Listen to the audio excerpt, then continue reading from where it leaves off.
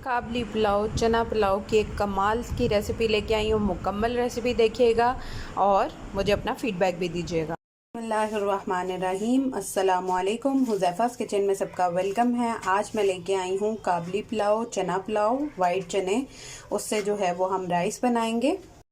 मैंने 2 अदद प्याज ली हैं मीडियम साइज़ की और उनको इस तरह से बारीक कट कर लिया है और 1.5 कप मैंने कुकिंग ऑयल लिया है। अब फ्लेम को ऑन करते हैं। हम प्याज जो है वो लाइट ब्राउन करेंगे। अब ये लाइट ब्राउन होने से पहले मैंने इसमें 2 स्टिक्स जो हैं वो तोड़ के उसके 4 पीसेस कर दिए हैं, वो डाली हैं। और 1 टीस्पून जो है वो इसमें हम ऐड कर देंगे ज़ीरा।